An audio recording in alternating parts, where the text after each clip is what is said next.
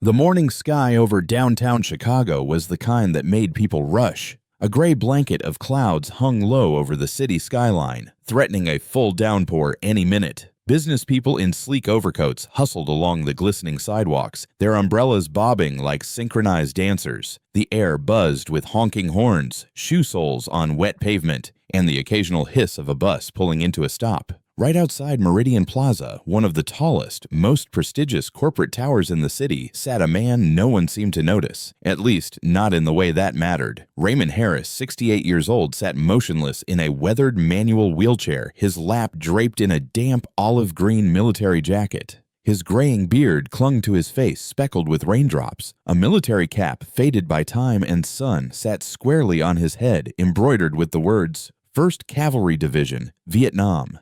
In his hands, folded neatly, was a paper, slightly wrinkled and now damp, with bold letters that read, "Veterans Support Initiative, Welcome Breakfast and Career Form, 9 o'clock a.m., 33rd floor, Meridian Plaza." He wasn't panhandling. He wasn't begging. He had been invited. But to the people walking past, most barely gave him more than a glance. To them, he was just another disabled old man, drenched and immobile in the rain. Raymond had arrived early. He'd taken the first veterans shuttle that morning, transferring twice just to get here. His hands were stiff from pushing his own chair for 3 city blocks when the paratransit dropped him off a few stops too early. But he hadn't complained. That wasn't his way. A lifetime of service had taught him how to wait. A gust of wind rushed down the marble plaza, sending a shiver up his back. He looked up at the enormous building, its glass facade reflecting nothing but clouds. People disappeared through the tall revolving doors, sleek badges clipped to their lapels, heads down, minds elsewhere. Raymond looked at the clock on his wrist, 8:43 a.m. He gathered the invitation in his hand and slowly wheeled toward the front entrance. Rainwater spun off his wheels as he maneuvered over the granite tiles, each rotation requiring effort. His shoulders ached, but he pushed forward. This wasn't about pride, it was about purpose. He had heard about the Veteran Support Initiative through the local VFW hall, a chance to meet recruiters, attend talks, maybe even get lined up for a part-time desk role. After years of odd jobs and struggling with disability benefits, this event felt like a sliver of light. He made it to the front of the revolving doors and waited for a group of people to exit. The glass turned, then paused. He began to reach forward when a voice cut through the air like a slap. "Hey, sir! You can't go in there." Raymond turned his head. A young security guard, no older than 25, was approaching quickly. His uniform was crisp, his walk brisk, and his expression clearly irritated. The guard stepped in front of the door, holding up a hand like a traffic cop. "This isn't public space, sir. You'll need to move along." Raymond blinked, confused. "I'm here for the seminar, Veterans Program. I've got an invitation." He raised the folded paper. The guard didn't even glance at it. He scoffed. "Yeah, I've seen that trick before. Guys print fake flyers and say they're guests. Then they come in and cause problems." Raymond frowned, his voice still calm. "I was invited. It's on the 33rd floor." "Not happening," the guard interrupted. "You can't just roll in off the street looking like that. This is a private corporate building. Move it." The emphasis on "looking like that" stung. Raymond's eyes narrowed slightly, but he didn't raise his voice. "I'm not here to cause trouble. Just let someone check my name." "Sir, I'm not going to argue. Move. Now." Raymond started to turn his wheelchair, but the guard stepped behind him without warning, gripped the handles, and began pushing him away from the entrance. "What are you doing?" Raymond asked sharply, trying to resist the movement. "Helping you move off property," the guard said, expression blank. Raymond's papers slipped from his lap, landing in a small puddle on the edge of the plaza. He instinctively reached for but the wheelchair kept moving. The rain picked up, now pattering steadily on Raymond's shoulders and hat. His jacket clung to him. His hands trembled, not from fear, but cold, frustration, and a creeping sense of something worse, humiliation. The guard stopped at the edge of the sidewalk and let go. "There, public property. Do what you want here, but don't come back near the doors, or we'll have to call the police." And with that, he turned and walked back toward the building. Raymond sat there for a moment, stunned. He stared down at the wet papers lying a few feet ahead. His shoulders sagged slightly. His breathing slowed. His arms moved again, slowly pushing himself forward, inching toward the papers. One by one, the people passing by glanced. and looked away. No one offered to help. No one spoke. He was invisible again.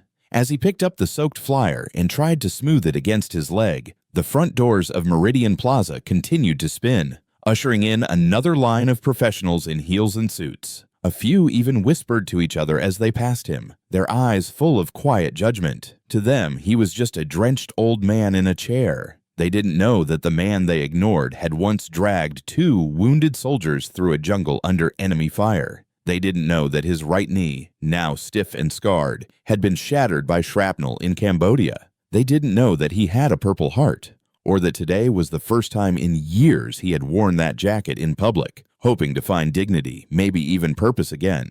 Instead, he sat there, alone in the rain, waiting. Inside Meridian Plaza, the atmosphere was polished to perfection. Glass walls gleamed, voices were soft but clipped, and the faint aroma of roasted coffee wafted from an executive-level barista cart. The 33rd floor conference suite, perched high above the gray clouds outside, buzzed with anticipation. Company banners fluttered against the window walls, reading, Veteran Support Initiative, powered by Meridian Global. Waitstaff in black vests moved like shadows, setting down water bottles, arranging name cards, and placing branded pens beside leather-bound notebooks. Sleek monitors displayed slideshows of military to civilian transition programs, career testimonials, and polished headshots of corporate mentors. At the front of the room stood a tall, commanding woman in a cobalt blue suit, Rachel Morgan, CEO of Meridian Global. At 42, Rachel was one of the youngest female CEOs in Chicago. But what people rarely knew, unless they dug deep, was that she was also an Army brat. Her father had served 2 decades, including 3 combat deployments. Rachel had grown up on bases, lived out of duffel bags, and learned to salute before she could tie her shoes. So when she launched this initiative, it wasn't just about PR. It was personal. She stood at the podium, scanning the room as final guests filtered in. Dozens of seats were filled, corporate recruiters, veteran representatives, HR heads, and a few hand-selected veterans already working in lower ranks of the company. Polite applause followed as she took a sip of water and cleared her throat. "Thank you all for being here today," Rachel began, her voice clear and composed. "This program isn't just another headline or a quarterly bullet point. It's about bridging the world we live in, structured, fast-moving, high-pressure, with the world many of our veterans come from, disciplined, resilient, and built on sacrifice." People nodded, phones recorded, slides advanced, but something nagged at her. An empty seat in the front row with a name tag, Mr. Raymond Harris, U.S. Army, return. Rachel remembered him. She'd read his file herself. Vietnam veteran, volunteer at local shelters, applied 3 times for a basic clerical job, denied every time due to mobility concerns. She had marked his name to personally meet today. She looked to her assistant near the side of the stage and gestured subtly. "Where is he?" The assistant frowned and glanced at her phone, then mouthed, "Didn't check in." Rachel's eyes narrowed slightly. That didn't feel right. Veterans like Raymond didn't just miss something they'd fought to attend. Still, she continued, "Our veterans have stories that don't always fit neatly on resumes. But if we overlook them, we miss out on people who know what it means to show up, to stay calm under fire, and to finish what they start." A light smattering of applause. Just then, a junior intern, barely out of college, entered the room, wet from the rain, carrying a box of folders. She whispered something to the assistant at the door, who looked startled, then turned to whisper in Rachel's ear. "There's an older man in a wheelchair out front. Drenched. Says he had an invite. One of the security guys kicked him out." Rachel's expression didn't change, but her heart dropped. "What's his name?"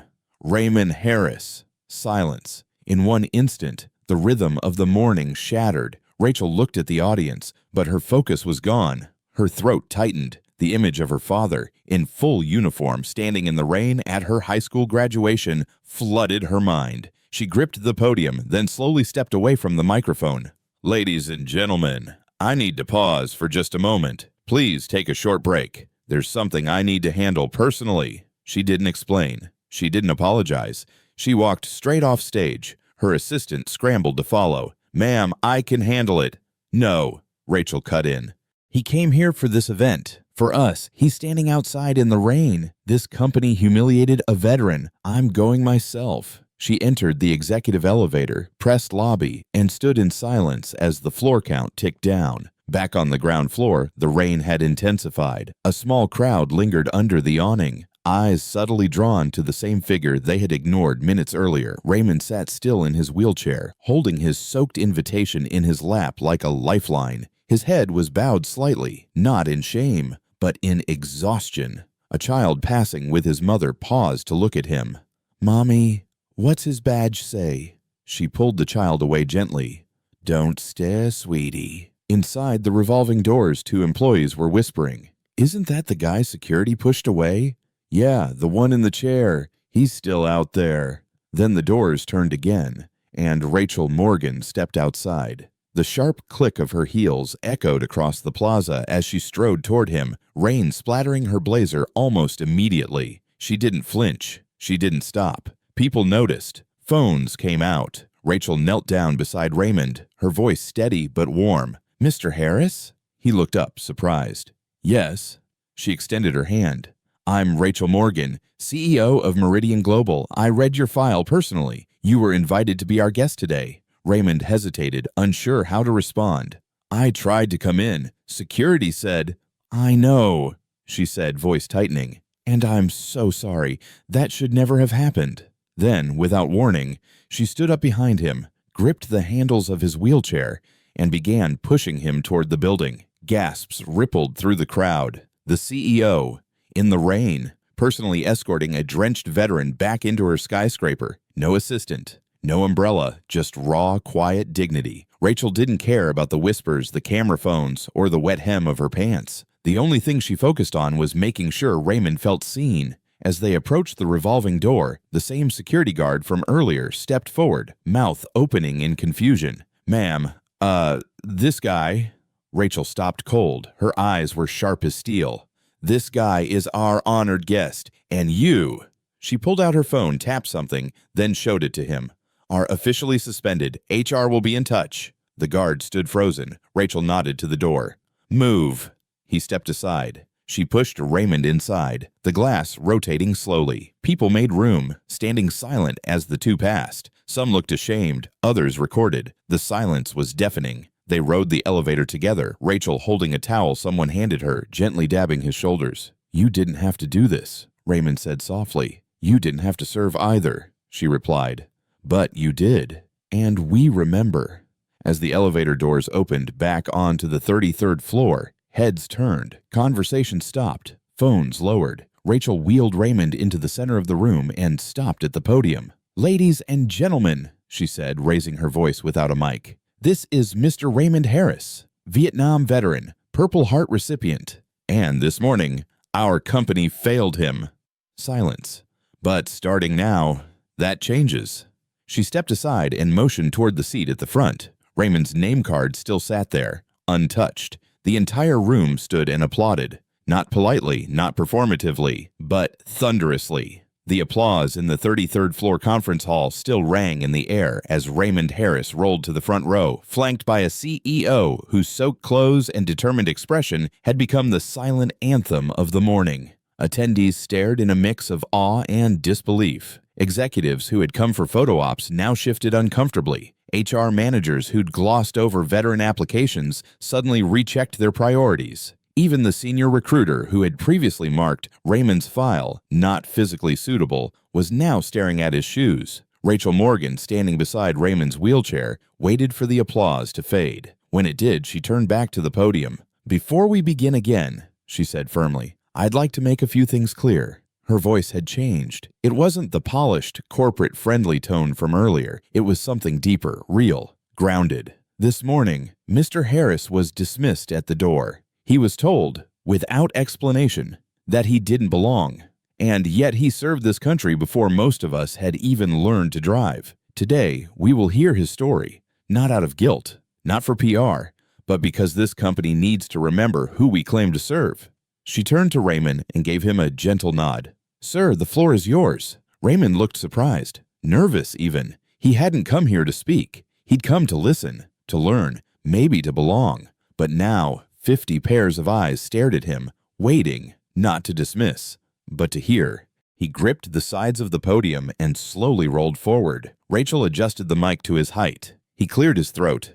"I wasn't planning on speaking. I figured I'd be lucky just to be in the room," he said, cracking a small smile that loosened the tension. A few chuckles followed, then he continued. "I served in Vietnam. 2 tours, infantry. After that, I worked warehouse jobs, raised a son, lost a wife, spent some time in a VA hospital. I've had a good life, hard but good." He looked down briefly, then back up. "Last month, I applied to Meridian, just to help out, sorting mail, organizing documents, something simple. I thought I could still be useful." A beat of silence. But the system didn't see useful. It saw a wheelchair. He let the words hang. Heavy. True. That's what it's like sometimes. You serve with every bone in your body. Come back with medals they say mean something. But the moment you roll instead of walk, people assume you're done. There was no bitterness in his voice, only quiet disappointment. He paused again. "But then this morning, I saw something different." He turned to look at Rachel. A CEO came down from the top floor to push an old vet back inside her building. She didn't send someone. She didn't make a call. She showed up. Then he looked back at the audience. "And that matters more than I can say." Silence fell again, reverent this time. Rachel stepped forward and gently placed her hand on Raymond's shoulder. "Thank you, Mr. Harris." Then she turned to the room. "We're not going to wait until Monday to make things right." She looked directly at her chief recruiter. "Start the paperwork. Raymond joins us next week. Office support, flexible hours, full benefits." A hush. Then applause broke again. But this time, not the automatic, performative kind. It was thunderous, earnest. Rachel wasn't done. "And one more thing," she said, turning back to the full room. "I've authorized the launch of a new internal program, effective immediately. It's called Redemption in Motion." She clicked a remote. A new slide lit up behind her on the projector. Redemption in Motion, rehiring and reintegrating overlooked veterans. This won't be a symbolic initiative. It will be results-driven. We'll revisit every veteran application rejected in the past 24 months. Those who were overlooked unfairly will get a second review, this time by me directly. Not just to meet quotas, but to repair trust. A wave of stunned faces. Some whispered to each other. Others nodded, almost relieved. Raymond's eyes shimmered. He had come for a chair in a back room. He was now part of a revolution. Hours later, after the conference wrapped, a quiet calm settled over the floor. Attendees filtered out. Handshakes were exchanged. Some execs, humbled, lingered behind to personally apologize to Raymond. Rachel stayed until the last handshake was given. Then she turned to her assistant. "Bring HR and facilities. We need to talk accessibility improvements before Monday." "Ma'am, it's Friday night." "I know, but justice doesn't clock out at 5. Monday morning. At precisely 8:27 a.m., the glass doors of Meridian Global slid open. A new receptionist, himself a Navy veteran, greeted everyone with a firm nod. Raymond Harris rolled into the lobby, but this time, there was no confusion, no security check, no humiliation. Instead, a neatly printed name badge awaited him at the front desk. Raymond Harris, Operations Support, Veteran Priority Team. He looked at it for a moment, hands trembling just slightly. Then Rachel walked up beside him. "Ready for your first day?" "You bet." She wheeled him through the front door herself. Again. But this time, it wasn't redemption. It was routine. As they passed the security desk, a new guard saluted slightly, a small nod of respect. Raymond saluted back. 1 month later, Redemption in Motion was no longer a single story. It was a movement. Veteran applications surged. The company held weekly lunch circles where employees, veterans and civilians alike, shared stories. Interns were assigned to collect feedback from disabled employees to improve building access. And Raymond, he was thriving. From organizing supplies to mentoring 2 junior employees, his presence began reshaping the office culture. People spoke differently, listened more, looked up from their screens. In one corner of the break room, someone had even framed a photo, snapped by a bystander on that rainy morning, of Rachel pushing Raymond's chair through the doors. Below it was a brass plaque. "Dignity doesn't roll in on its own. Someone must open the door." Meridian Global, 2025, 3 months later. A young employee named Deshaun, just back from deployment, stood near the elevator holding a folder. He looked lost, hesitant. Raymond rolled by, paused, and looked up. "You knew?" Deshawn nodded. "First day. HR sent me to floor 14, but I got turned around." Raymond smiled. "Happens to all of us. Come on, I'll show you the way." As the two disappeared down the corridor, an old soldier leading a new one, Rachel watched quietly from her office window. She didn't say anything. She just smiled. Months later, a visitor stepped into Meridian Global's lobby, a decorated veteran in his 70s, cane in hand. He looked around with cautious eyes. Before the receptionist could even greet him, a soft voice spoke from nearby. "First time?" Raymond Harris, now in a custom Meridian vest, smiled warmly as he rolled up beside the man. The veteran nodded. "Heard this place treats folks like us with real respect." Raymond chuckled. "We try. Took us a while, but we got there." Across the lobby, a wall had been transformed into a living tribute. Portraits of employees who had served, their stories etched beneath them. A young intern paused before one photo, Raymond's, and whispered, "That's the guy who started it all." The camera pans out, veterans mentoring interns, old service medals pinned beside company lanyards, elevators equipped with voice-guided access, all flowing like threads in a tapestry woven from a single defiant act of dignity, and at the center of it, always moving, always steady, Raymond, the man they once turned away, now opening doors for others. If this story moved you, hit that subscribe button for more powerful tales of dignity, redemption, and second chances.